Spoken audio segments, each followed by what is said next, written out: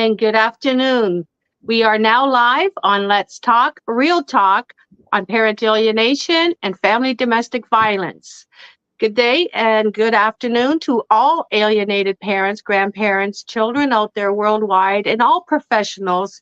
Please tune in, share your comments with us today, and we will be here to help answer many, many questions. Today, I have a special guest, Samantha Ellis, and Andy Martins is going to share the show with us today. So Andy's going to ask Samantha a few questions as well.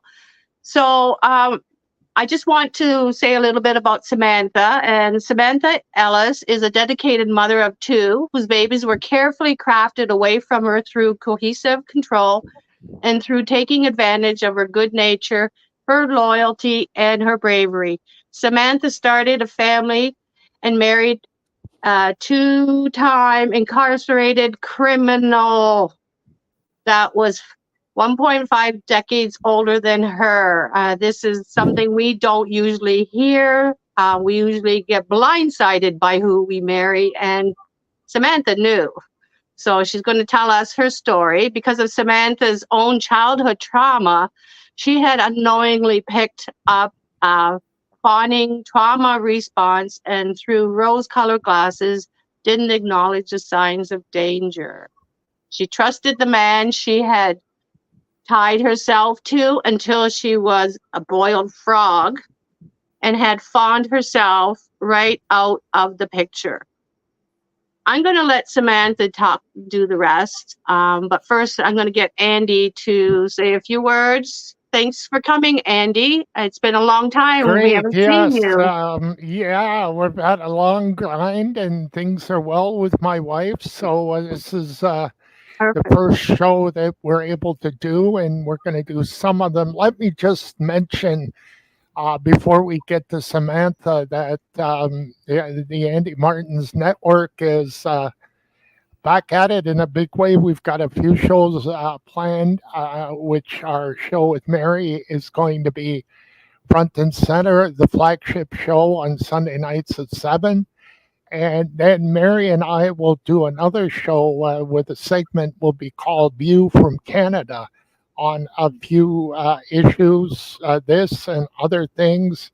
Well, I'll stay away from politics. There's an election in the U.S. this year. We'll stay away from that. But among them, we will talk about the good lead into Samantha, Alberta, which is a dynamic province and a dynamic premier.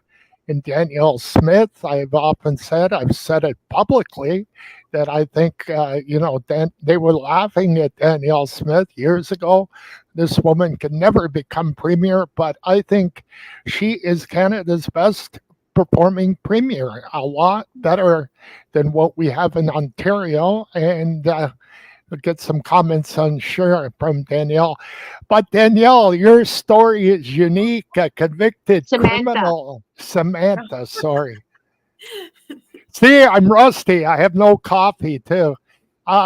Samantha, your story is very, very unique in the sense that I've kind of been very critical over the years here, saying, well, just going for looks and all of that is one thing, but a convicted criminal, you knew what you were getting into. I'm going to rake you over the coals for that too. So let's hear your story on how that happened. Over the thousands of men that are eligible in the province of Alberta.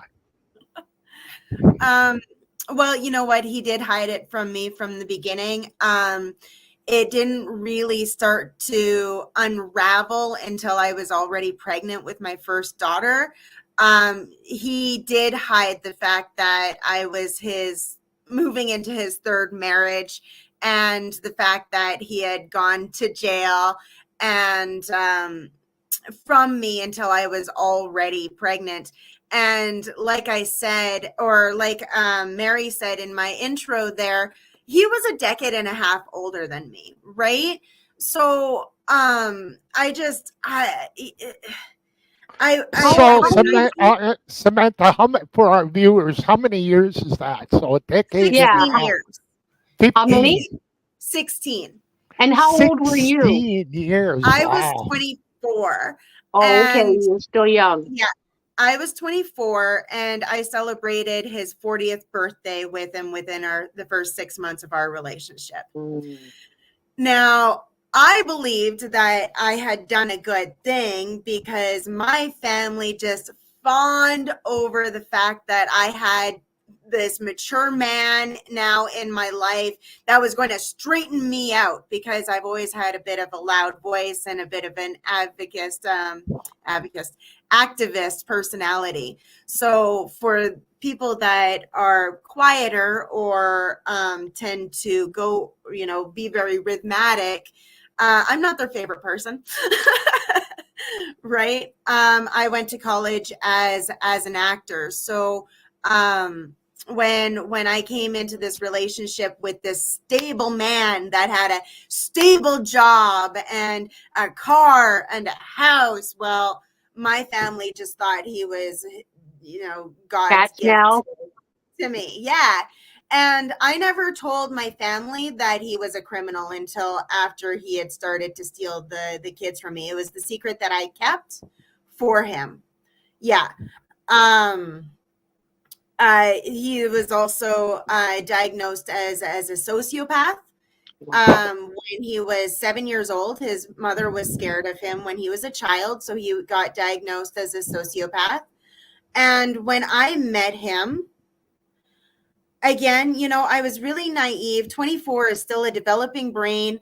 I understand that it according to laws that wouldn't seem perverted, but it's perverted. And I had a very, very innocent view that everybody in the core of who they are beautiful and kind and good people, that we are born from love. So I personally believed that when I entered into this relationship with my husband, that I was a gift to him in his redemption. And I was wrong. I was very wrong. Well, yeah, I think so, Mary. In these situations, and in your situation, your ex or Samantha's ex, they never loved you guys from the word to go. Am I wrong, Mary? No, you're not wrong, because I'm in the same. Samantha and I had both known we were with losers. We knew that, but we didn't want them to be losers. We were there to take care of them, nurture them. Mine was a month older than me.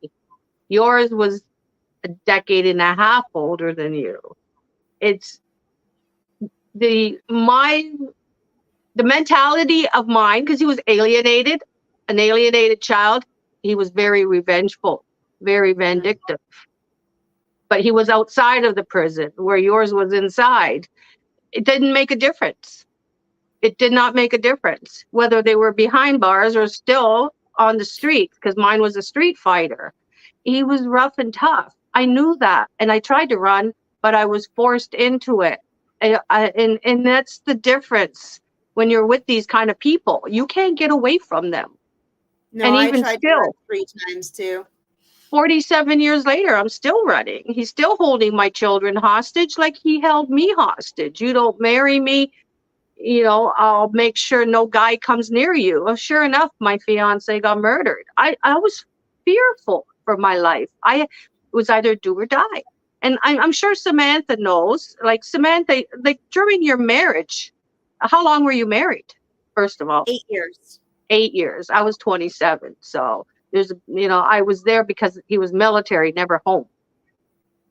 Was yours always there? Yeah, mine's I like to call mine a professional liar. He's in sales, where his daily habit is trapping people into crappy contracts. Like that's his job. Or compulsive liar. One of the same. Compulsive liar, yeah. Yeah, mine was a compulsive liar, even when he didn't have to. And it made him laugh. It made him happy. It made him joyful. That's what I saw. But you know what that is? That's a psychopath. Yeah, Oh, and I big will time. and I will not use terms that cannot be found on paper, right? So when I talk about my husband, I say that he is a 2-time incarcerated criminal because that has a paper trail to it. Right. I am his third marriage. That is a Wow. paper trail. Wow. He's been he was diagnosed as a sociopath. That has a paper trail, or he can get re-diagnosed, right? But I'm not going to sit here and call names and say he's a narcissist or he's a I'm saying I stick to what's provable because I know Right. that's in my best interest. Right. Yeah. And I didn't call him a psychopath. I said that's a psychopath. The way they Yeah, laugh at you. absolutely. I'm just, we need to know the difference between someone making a joke or someone joking seriously to hurt you. Yeah. Well, When and the people, only difference between, because I've done my research now that I've been in this situation, the only difference between a psychopath and a sociopath is one is born that way and the other one is made through their circumstances. yeah, The yeah, mentality is exactly the same. yeah. And I know mine because he was alienated. He had a survival mode. He had to survive. He had no father. He never knew what Yeah. it was to have a father at 9 months. So I had a father and at 10, I was pushed away from him, but at least he was there. So I knew what it was like to grow up with a father. Whereas mine, he had no male figure till he was 14. And by then, the male figure tried to control him at 14, and they become violent, bullies, pushy, domestic violence offenders, rapists, whatever they become is because they're angry. Mm-hmm. Not 100%. because of us. 100%. It's not because of us. We didn't do anything other than leave them or, not give them what they wanted. So how are your children now? You've got 2 alienated children. How old are they? My eldest will be turning 12 in the summer, and my youngest just celebrated her 8th birthday. I am completely alienated. He hasn't given me any information on their activities, where they go to school. I don't get updated photos. He just cut me completely off, which is just so sick and twisted because I'm one of the most dedicated parents that you could have. And while I was in there's a picture of me with my kids right there. I was the parent that all of the other parents looked up to, right? I made them all of their treats. I never gave them sugar. They got an hour of screen time a week. We did all of these activities. They were able to go to work with me. I carried them on my back, right? Like I just was absolutely that on top of it parent. I was able to pay for them to go to specialty schools. I wanted them to have a particular education. He's taken that away from them, right? So it's a very, very selfish thing that he has done. And looking back on it,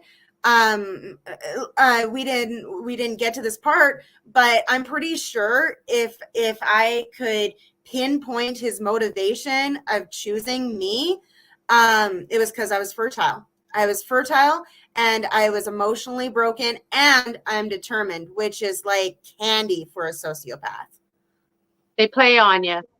Yeah, So well, how long has it been since you last saw your kids? 2 years. 2 years exact? 19 months. So what are is this in a court system right now, or are you fighting this by yourself? I'm trying. It's been a long, hard, ugly road, as you know. We didn't go through the courts in the beginning. So technically it's been 4 years, but it's been 2 years because Wow. what happened was in him trying to trap me and bring me down, I kept rising to the challenge, right? He would be like, sit down and shut up. And I'd be like, okay, well, let's figure out a way that we can both win. that win-win empathetic personality, right? I don't want to destroy you and I don't want you to destroy me. So Right. where's the middle grounds here? So what ended up happening is we chose this uncoupling way to separate, where we weren't supposed to go through the courts. My husband knew I had a history of parental alienation from my mother and from my dad, really. Oh, wow. So my Made mom ya. was sick. Yeah, my mom was sick, and she got abusive when she got really sick.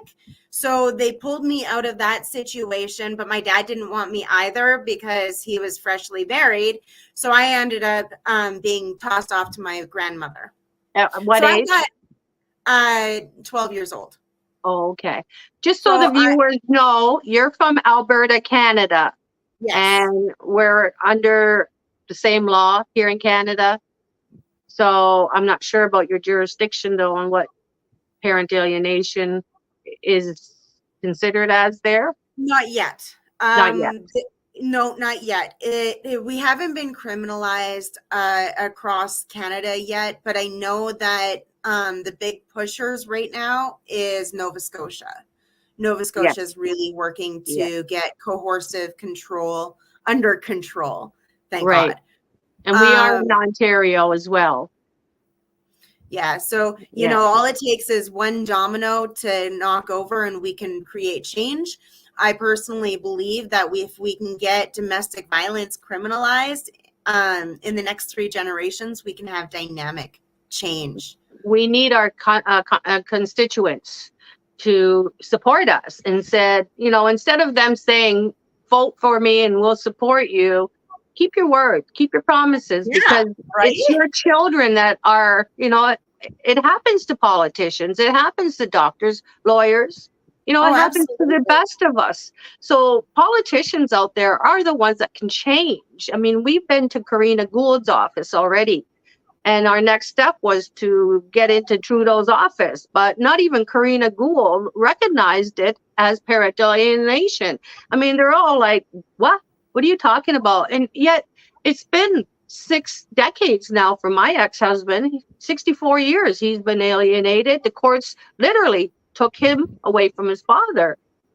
And then his father got murdered once we found him 25 years later. So, you know, kids will eventually go looking for their parents.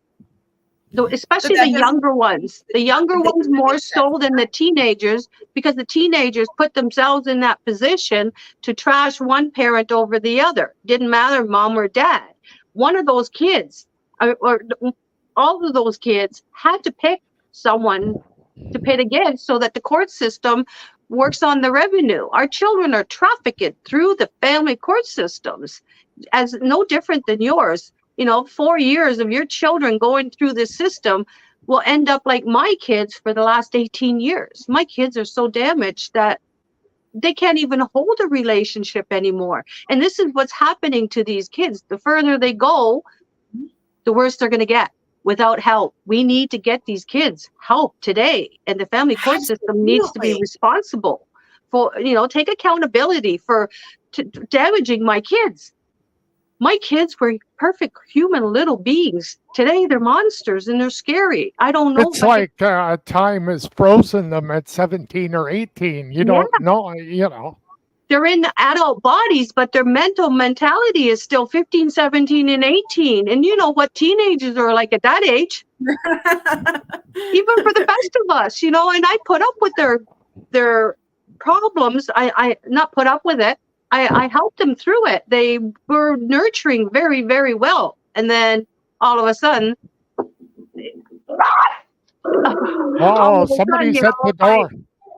Yeah, I'm going to let you guys talk. I'm going to turn off my mic. Hold on. Oh, okay. Nothing like being interrupted on live streaming. That is okay. It happens. That's live. People know it's live and not taped. But Samantha, this guy was 3 times married and all of that. Did that not click into you that kind of the old adage, always once a cheater, always a cheater? Not at all. Again, I was only 24 years old, so I was still experimenting in my sexuality and in my ability to, land in my own feet. And again, coming from my own trauma, my own childhood trauma, I just wanted someone to love me. And here comes this guy love bombing me, telling me that, Yeah, well, like, exactly. Perfect. right? He set you up in a big way. Absolutely, absolutely. He would like drive hours to surprise me, and he made me feel really special and cared for. And since I didn't get that from my mother and I didn't get that from my father, Right, right. and again, like I said, naivety, right? I just believed in the innocence of people because that's the way that I viewed the world. And I did. You had those Elton John rose-colored glasses on. Oh, absolutely. And I've come to learn that is a massive defense mechanism to childhood trauma, especially when you become disassociated to a parent, because you become so afraid of the environments changing or breaking apart that you constantly just get into a state of people pleasing to maintain your own sense of safety. And that's how I managed my safety in my marriage for 8 years. I did it for 27. Mary, can Yeah. I have just one more quick question because I have Go another ahead. meeting at 1:30, and also can we have Samantha on, if not this Sunday, as a part two, because I think it would be worthwhile to do another show here. We can. We'll book it, but Okay, I'm not sure about next sometime. Sunday. Yeah. It might be a Sunday after. I've got Okay, a few bookings. no problem. Go ahead. Samantha, yeah, I'm gonna leave. Apologize, it's almost 1:30 Eastern, but again, I've been really critical over the last few years. People that don't take their time. Never mind that he was, older, 16 years older than you. But I'm willing to bet that before you got married quicker. You didn't take the time to get to know him. Am I right about that? Less than 6 months? Yeah, he trapped me through pregnancy, actually. Yeah, we ended up he proposed to me. We had a really long what's the word that I'm looking for? Engagement. We ended up getting married once we were 2 kids in. So technically, I was only married for 2 years before our separation, but we had started a family right off the get-go. He got me pregnant within the first 3 months of us being together. Wow. Wow. Before you But leave, anyway, okay, Mary, we'll see you guys next time. Yeah. Before you leave, I just want to mention that Dr. Marnie Hill Fedora is on, and she has been helping us through this pandemic of alienated children, and she's wrote a couple books already. She's on asking questions today, but she's been alienated from her own daughter for a decade now, and she's she helps us. She knows all about parent alienation. Thank you for tuning in, Dr. Marnie. Good to see you. You shocked me. So anyways, Andy, we'll see you next time. Thank you for tuning in. All right. Take care, ladies. Thanks. There we go. So I'm just going to put up some comments before we continue this, okay? We could stay on for a while. It's Dr. Marnie Hill, Fedora. She says, hey, Mary, it's Dr. Marnie. Good to see you, Dr. Marnie. Author of the new 8 book. Oh, wow. My eyes are so bad. True Deceit, False Love. Now, doesn't that sound like a dynamic title? Which brings awareness and creativity addressing parental alienation, domestic violence. Wonder what NA and IFT is. Not applicable. Domestic violence, NA, and IFT. Early, and Dr. Marty will send us a message about it, I'm sure. Here, read this one too, Samantha. Thanks for that.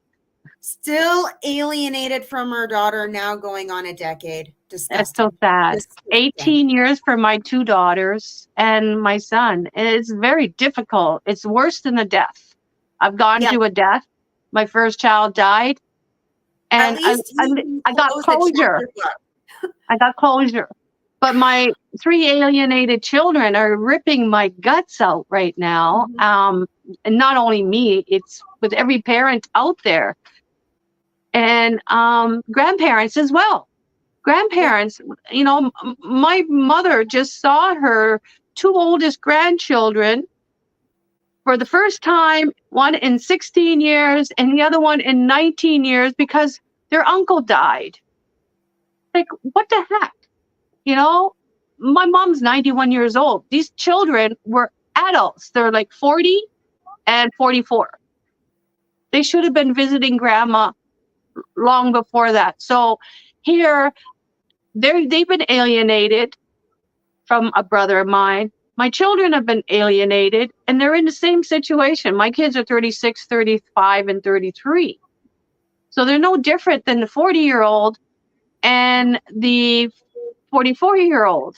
But why are they one estranging and the other one's alienated? That's the difference. The 2 older ones estranged themselves after they've been alienated, and my kids are doing the same thing now. So this is how alienation leads to estrangement.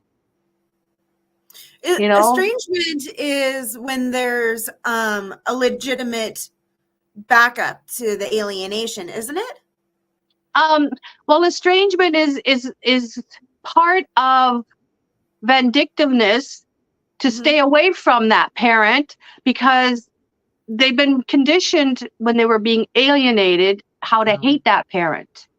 I know. And now when they have their own minds, there's, you know, you got to put the alienator away now, because you're an adult. What are you going to do? Have that leash around your throat for the rest of your life with the alienator? The challenge is, and I'm coming from my own situation as an alienated child, the challenge is those relationships are severed during the fundamental growth years, right? I now, like, my mother passed away. My mother passed away when I was 16. I mentioned that she was sick, right? So I was alienated from her. Sorry, I was estranged from her. So my situation went the other way. I estranged myself from her because she got abusive when her stress levels went up and she got scared, right? Like her health plummeted at a rapid speed. She was a severe diabetic. And within a 10-year span, she lost her eyesight. She lost the use of her legs. Her kidneys started going out, so she was on dialysis. So she was angry with God. If I was her, I'd be pretty damn angry too. Okay. So this is 1 year of my life. I'm 11, 12 years old, and she doesn't know where to put this angry energy except on her 11-year-old daughter. Okay. And I can come and I can say that as an adult. Okay. So she died at when I was 16 years old. I was extremely angry at her when she passed away. This is part of why I'm so passionate about this topic, is because I cannot leave my children to not be able to apologize to me like I didn't get the chance to apologize to my own mother. Right. And just tying this back full circle to the estrangement, even though I know where my mother's family is, even though I can reach out to them today, because I lost contact, because I held that anger for my mother and everyone that was related to her at such a fundamental stage of my life, as much as I hold compassion and love for those people, they're strangers to me, and I cannot reach out to them. I cannot lean on them to have my back. And this is what is lost with parental alienation. Connection. Mm-hmm. Connection. You know, I when I finally reconnected with my father, he was on his deathbed in 2013 after my brother got murdered. My father took a stroke and ended up on palliative care for 6 years. And it'll be 5 years this March 2019 that he passed. But I found him 5 years prior and spent every week I could with him in palliative care. It got to the point where the more he saw me, the more he pushed to live. So I prolonged his process, dying. But he died healthy, even though he was confined to bed. Mentally, he felt better about, we forgave each other. He didn't get to speak much, but when he did speak, and he understood everything, he was 87 years old. It was the most beautiful thing I could think of. And when my daughter found out, because I sent them messages that grandpa wanted to see them and stuff, she put on Facebook, just because you forgave your abusive father doesn't mean I have to forgive you. And I'm thinking, my father was never abusive, and she never ever seen my father abusive because they didn't get to see my father. So, as an alienated child, saying stuff like that growing up, they're going to estrange themselves from a parent or a grandparent that never did anything because they believe their own abuse. They want to believe something bad happened to them. Yeah. Even though nothing happened to them. So my father died.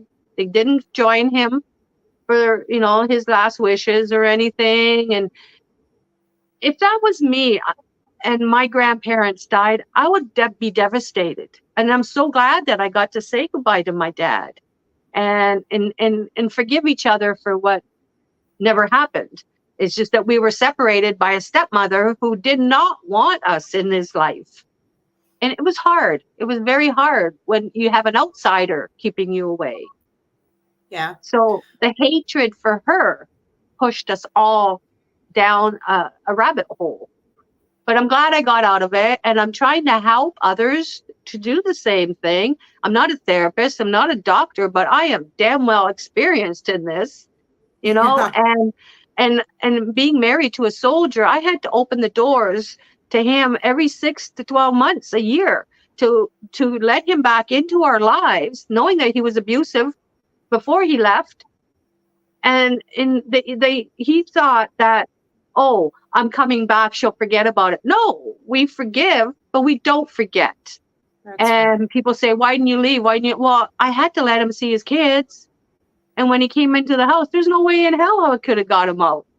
I didn't want to rip that out of the kid's arms or anything. So I put up with kind of being estranged from my own husband because of the way he was treating us by coming and going, coming and going, coming and going. That's a mental game that they do as well, knowing that they're going to leave anyway, so they're going to miss me, and by the time I come back everything will be smoothed over. That's the hard part for my kids. That I didn't realize was domestic violence, and my kids saw it. My kids lived it, because the only way they got accepted is if they hurt mommy in front of daddy. They didn't know who he was. They were born in soldiers' boots. It was something different. But I'm here to help people as much as I can. And, if we educate the judges more and get rid of these lawyers that are pushing the alienators to further damage someone, aren't they supposed to, help the parents My first get lawyer along? compromised my case. Mine I've too. never been in a courtroom before in my life. Actually, that's not true. I actually took on a petty problem just to put myself in the courtroom so I would be a little bit prepared when I went up against my husband. And my lawyer compromised my domestic violence safety plan and gave away my location. My jaw just hit the floor. I'm like, well, that's a minute I can never take back. Mm-hmm. Yeah. My And lawyer, now everything I do is compromised. Everything. everything. Yeah. My lawyer got disbarred just months before my trial began because he got caught colluding with the ex. This is in London, Ontario, Canada.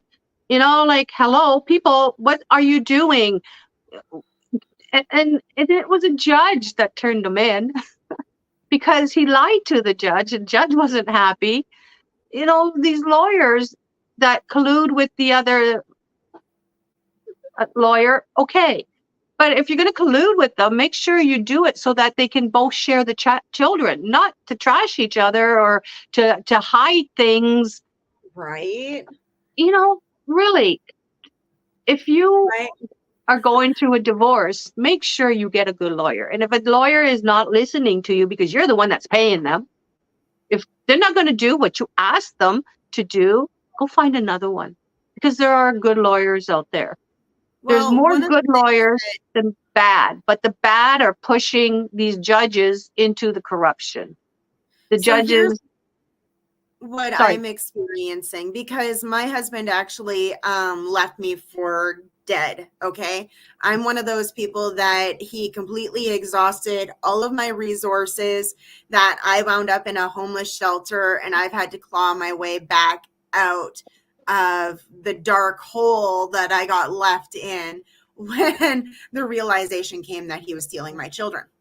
Right. And the silver bullet. Oh my God. Oh my God. And so what I'm seeing is that's great. I'm really glad that there are some really good, helpful lawyers out there. But these people, they're conniving, and there are two levels of victims. Ones that can, bring themselves back, and ones that like they were the boiled frog, right? And they end up without anything. And like I had to go through legal aid in order to get a lawyer. And I said, again, I've never been through a courtroom before in my life. I've spent my entire life trying to avoid legal issues. And I said, when they were assigning me a lawyer, I said, I need somebody for severe parental alienation. And they gave me this woman. And, it's not that there aren't lawyers out there. First of all, my big challenge is fighting across a border. Hell and high water, getting a lawyer that will fight for me between a border has been the worst experience of my life. I can't even get to the batting plate, right? And the one lawyer that I had zero experience in parental alienation, even though that was exactly what I asked for, was someone that was adept with parental alienation. And she was fighting for phone calls and for me to pay him child support. And I'm like, excuse me? Yeah. So she got fired because of the problems that she created in the mediation, which took an entire year to get to, by the way. Just to get to my first mediation took an entire 12 months. I couldn't even get to the batting plate for 12 months. And then she totally screws it up in the court area. So now I'm self-representing. And his lawyer this week just sent me a letter that said, hey, so we were talking about divorce, and this ties into that. It sent me a letter that says, hey, can you please sign the divorce papers so we can sue you for child support?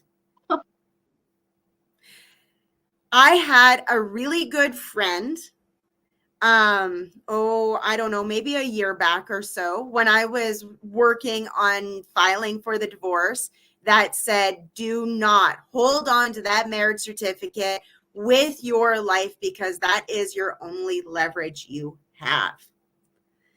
So I've refused my divorce until he starts playing properly. I just can't like, it's vindictive, right? He's like, oh, I've already screwed her as much as I can. I've taken away everything that's important to her. So let's keep this ball rolling. Of course. Of course. They prolong the process. They prolong the grief. They prolong everything until you're drained. I was falsely arrested. And when I got out of prison, I was there twice, falsely in jail. I got cleared, but I was still condemned. But it took me 17 months before the judge actually let me have my own bank account open again. So I had to live in a shelter. I was on severe, like, heart pills because I took a heart attack to what my ex-husband had done. He was drugging me before he divorced. Before he had me falsely arrested, he was drugging me and affected my heart. So I had to be on heart pills, and I couldn't even get my medication because I was in a shelter with no money at all. And it was just so horrifying to know that all he wanted was to kick me to the curb so I would die in front of my children. Right? Like, what the hell? What's wrong with you? For 27 years, I nurtured Exactly this how I man. feel. And without me, he'd be a zero. And as far as I'm concerned, anybody that does this to their children is a zero because Yeah. they're not thinking about the children. And if you have no empathy for someone else.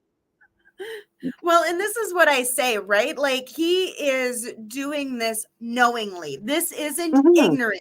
This is because he knew that I came from it, which is why I worked so hard to avoid it, right? And then when he made this decision, I said, you are creating long-term negative effects in our children. He ignored it. And I also know that he's been stalking my social media where I am proclaiming about how dangerous parental alienation is. And he is still ignoring it. So this is not him being like, oh, I'm sorry, I really thought I was just doing the best. No, this is conscious. And I have evidence that proves that this was meditated parental alienation. But hell, if I could get in a courtroom to be able to use this evidence that I have. Well, I was in a courtroom. I was in a trial, and my 31-year-old stated on her last 5 minutes of her all day from 10 in the morning to 4:30 in the afternoon gaslighting me. And the last thing she said to the judge, she didn't alienate us. We alienated her. And oh, by the way, she had this thing going on with an 18-year-old. Like, throw it in after 18 years. After 18 years, this is what she said. And I'm thinking, are you for real? You're on this stand gaslighting me, saying what an abusive alcoholic mother I was, yet you've never seen me drink, ever see drugs. I took them on trips, holidays, Florida. I did everything alone with these kids, and they had the life of Riley. They even accused me of not allowing them to have friends over, and that every picture I have is nothing but friends. 20, 30 of them, because I had 3 kids. They each got to invite 5, 10 kids to come and swim in our pool. I mean, they had the life of Riley. They really did. But to hear them 18 years later say this, and I'm thinking, who are you talking about? What life did you live? Is this the life you're living now? That's what I see. What they're projecting is what happened to them after they've been alienated. When they've been taken away from me, they had everything else taken away. Their memory of good things became evil. I bad. witnessed my husband actually manipulate a core memory. I actually watched him do it. My daughter, I taught her how to ride her bike, right? Because I was the primary parent. And one day my husband rolled up. We were still amicable as much as I knew. Again, we were doing this uncoupling thing, but apparently this was very one-sided, and I was the only one that was looking for the positive in us separating. But my daughter comes and says, well, Daddy taught me to ride my bike. And I said, no, he didn't. And she's like, yeah, he did. And I'm like, honey, no, that didn't happen. I have proof and evidence that I taught you how to ride your bike. And she goes, oh, well, I just forgot and Daddy taught me to ride it all over again. Yeah, they've been manipulated, brainwashed to say the opposite. And this is how narcissistic personalities work. They describe themselves, but put it on you. Yes. They blame you for everything.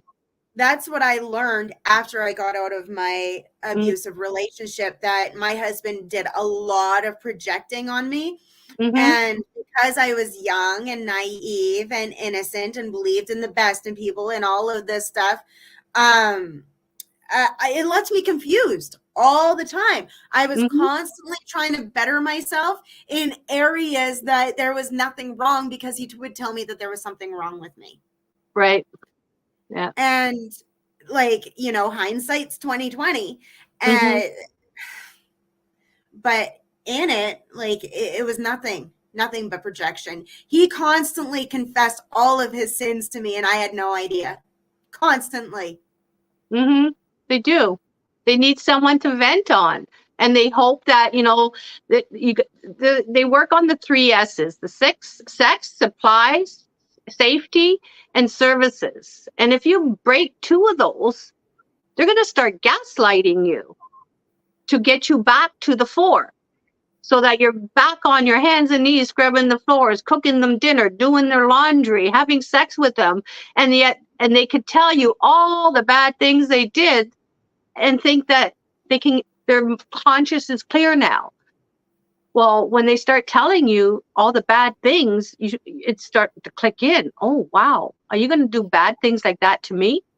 And then you slowly see that that's what they're doing. They're grooming you to forgive them on the bad things they did so that they can abuse you later.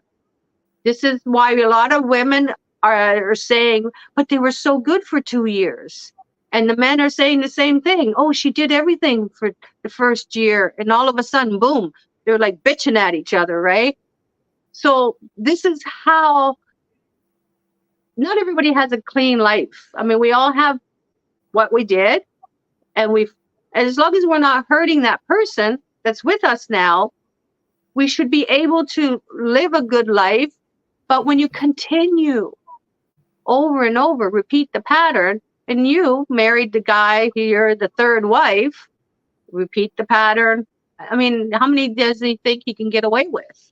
Well, he's not getting any more out of me because I'm refusing that divorce certificate, which is part of why I'm refusing it. When I started refusing that divorce, I'm like, he's got another fucking victim set up. I'm like, I am blocking this. That's right. That's what I'm saying. How many more victims is he going to do now that you're gone? Right? He don't care about you anymore. He's going to go and just like mine. I mean, he's had a mistress for 20. I've been divorced 17 years on March 1st, which happened to be his mother's birthday. So she got her little baby monster back. You know, happy birthday to her. After everything she put me through, forcing me to marry this guy, because if he killed himself, if he committed suicide, it would be my fault, she would say. I was 19 years old.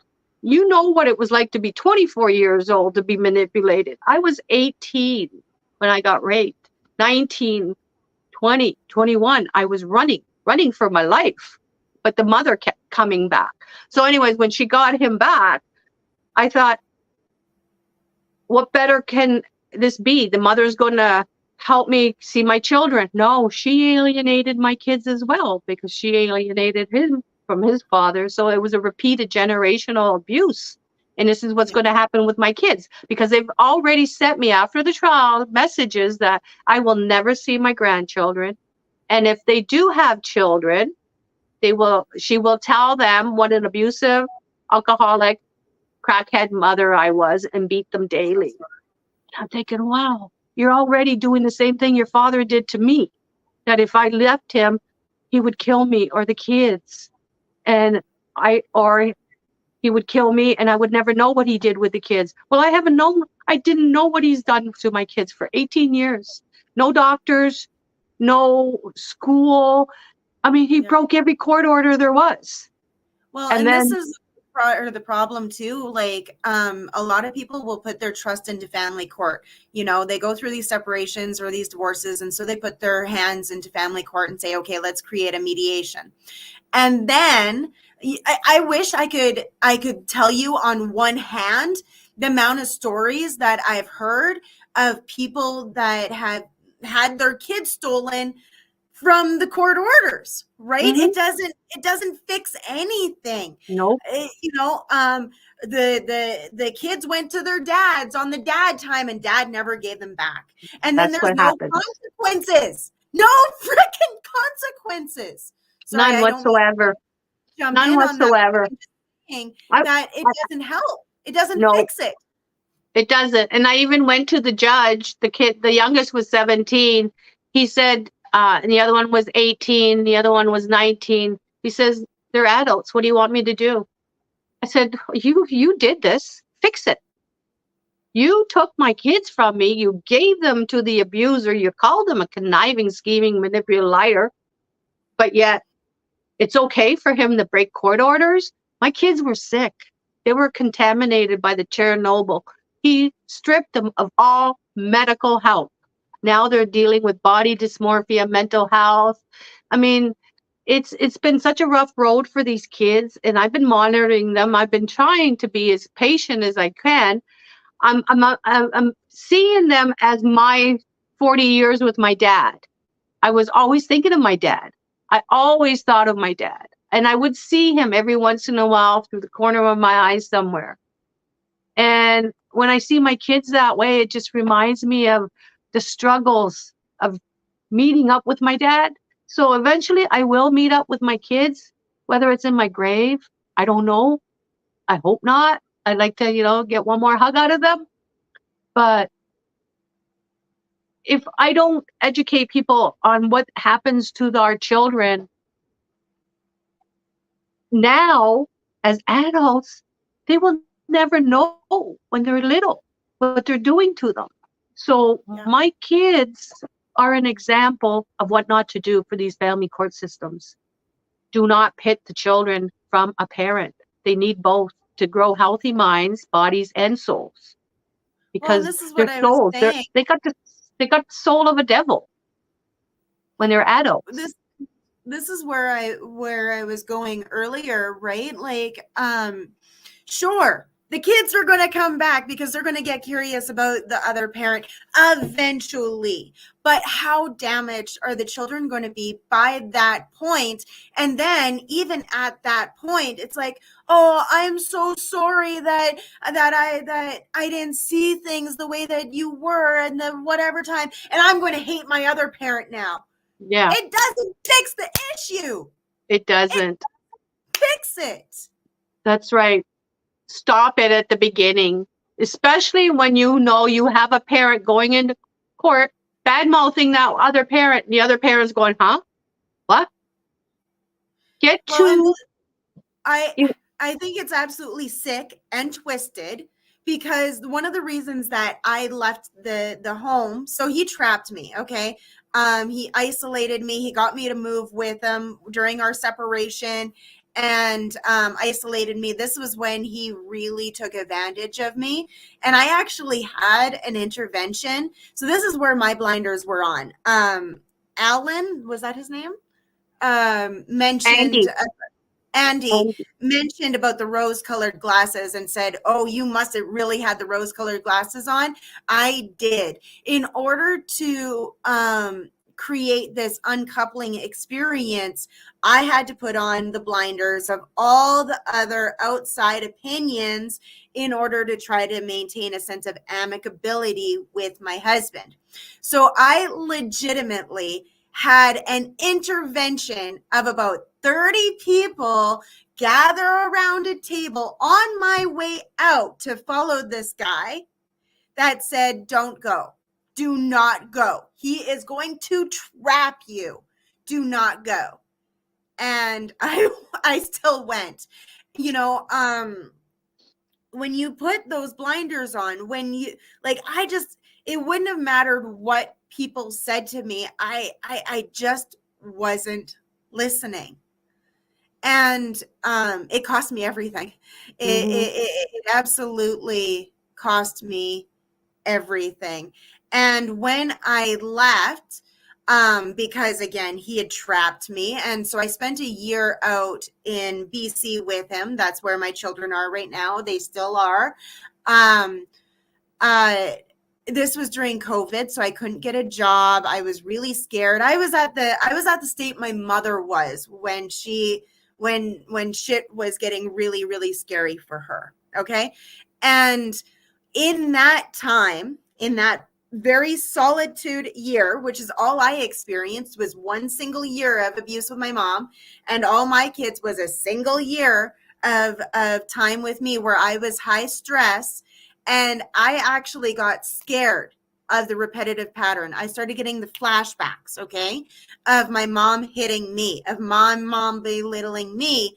And I was seeing that repetitive pattern start to surface with me and my own children. And I got scared.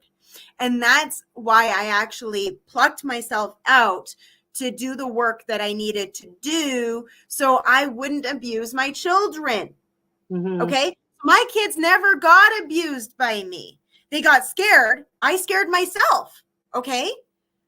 But in their minds, they got abused because my husband took that thread and he just made them believe that they had gone through exactly what I had made sure that they wouldn't go through. Yeah. Master manipulator. Yeah. That's what the judge called my ex-husband too. He knew, he said that he had no doubt in his mind. He set me up because the same thing, I filed for divorce. He said, well, let's go to marriage counseling after 25 years together. Finally, let's go to marriage counseling. Like, isn't it kind of late now? But anyways, I said, okay, fine. I stopped the divorce. We went 3 months later, pulled the rug out from underneath me. And right after that last session at the marriage counseling, he had me falsely arrested because the marriage counselor asked us to reveal what we didn't like about each other. And I highly recommend no marriage counselor do this. And when I told him what I didn't like, that was it. I was behind bars. And he was the one that raped me. So when I said, I don't like you raping me, please stop. Because the kids are now adults. They're teenagers. They could hear through the walls. When they were little, they didn't know what was going on. But now that they're 15, 17, and 18, they heard everything. Everything. So they knew what their dad was doing to me. You know, like he was very abusive behind the scenes, but walls, they have ears. The kids heard it all. So when I finally said to him that enough is enough, I don't want my kids to go through this. And that's it. He called the cops. He took one of the kids out of the house, left me with the two.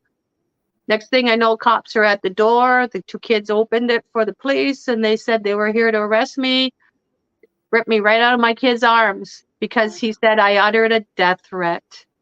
I was in medical braces from neck. I had a severe accident 5 months before in a wheelchair. They wouldn't even let me take my cane. They just dragged me to the car. Off I went and never saw my kids again. So I was literally stripped of everything in my whole entire life within minutes of a man's lie that he was the one that threatened. He had a butcher knife in his hand. He was going to cut me up in front with the kids upstairs. Two of them were upstairs. One was at the neighbor's, but she came home after he left with one of them. So she says to me when she came in, where's Dad and Nicole going? And I said, oh, Ashley, I said, it'd be nice to say hello to your mom. I said, how was your sleepover last night? Oh, it was okay. Where's Dad and Nicole going? So she kind of been told what was going on. She was adamant to find out where they were going because they left her out.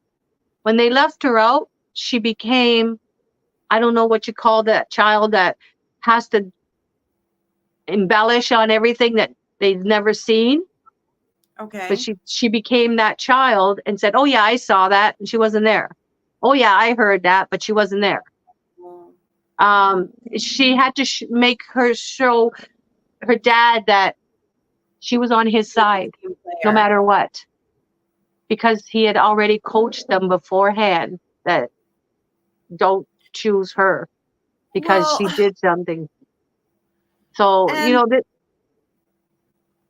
again, like I had seen the symptoms the entire time, but because I was wearing those rose-colored glasses, I didn't acknowledge any of it. And after I had been separated from my children for mere 4 months, I had only been separated for 4 months, and this was again because I had scared myself, right? And my grandmother passed away. So my grandmother, again, as I revealed earlier in the conversation, raised me. My mom wasn't there. She ended up passing away. My dad wasn't there. He chose another family over me. Still does. They went on a family vacation last week. Didn't even let me know that it was happening. I'm not family. Are you kidding me? Anyway, I called my husband. Again, this is the height of COVID, right? And so I didn't get to be with my grandmother when she passed away. They're only letting 2 people into the room, and my uncles decided I wasn't good enough to be one of them. And so I called my husband. Again, we're amicable, right? And I said, I need to see my kids. And he's like, well, no, it's in the middle of COVID. And I said, I need to see my kids. And he said, no. And I said, I don't care what it takes. I need to see my kids now. And for whatever reason, I'm sure he's hiding something. He would never let me go back to Vernon. He always had to come to me. So I don't know what he's hiding over there. It still is that case. I would say that I would rent an Airbnb and he would still say, no, I will come to you. I think it's part of the good guy ploy that he's trying to do. Like, oh, I always went and saw her. I think that's the angle that he's going with yeah, it. to I make you don't look know. lazy. Yeah. You never Yeah. know. You never know Yeah. that, oh, I got to do everything. She's not complying. Yeah, he's setting you Yeah. up, basically. But listen, Samantha, I have to tell you, we've been on for an hour now Oh, and yeah. 2 minutes. So I'm going to give you another 5 minutes, and we are going to reconnect and do a part 2 on your story, because I need Sure. to know more about your children, on what you've been dealing with, for information from anyone. If you could give me a quick brief down on that in the next 5 minutes and give us your last encouraging words to parents out there that are alienated on what you think is the proper etiquette for you while you're fighting for yourself, because you don't have a lawyer. You're self-representing, and it is a difficult task to do Oh on my your own, God. but you know your own story. No one else can describe it the way you do, right?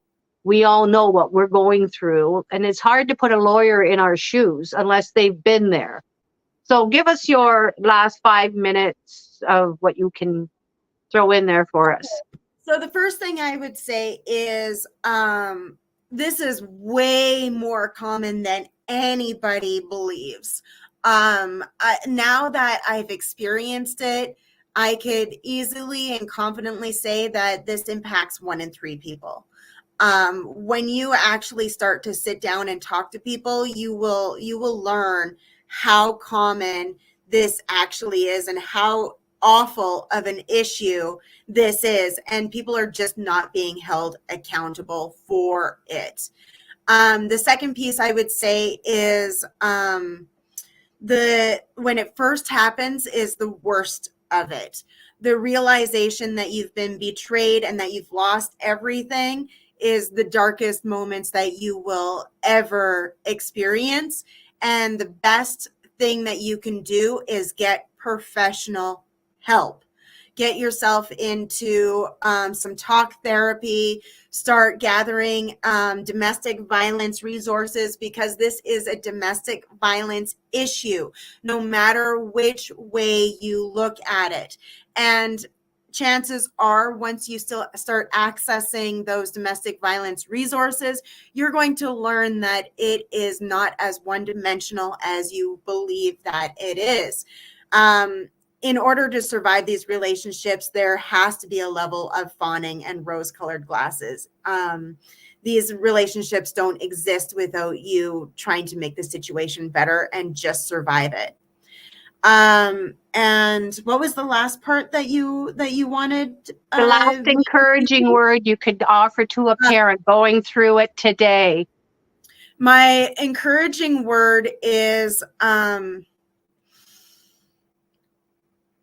drip love is the best thing that you can possibly do. If you don't have access to a mailbox, write letters at home. If you whatever form of love that you can do, it's not just for your kids, although it is for your kids, but there's cases like Mary where they never get past that anger.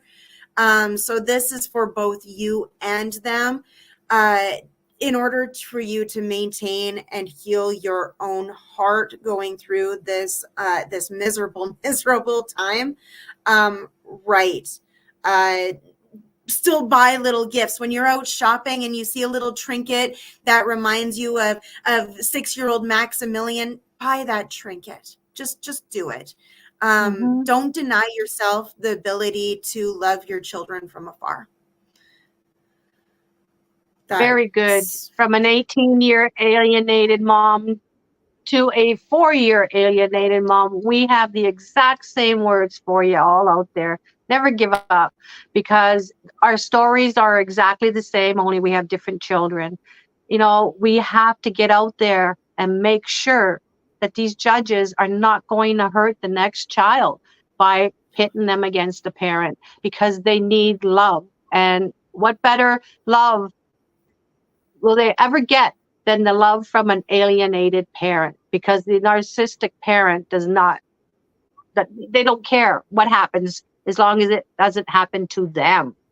So, yeah. But anyways, thank you, Samantha Ellis, for joining us today. It's been a pleasure to have you. I'm so sorry that you're dealing with this.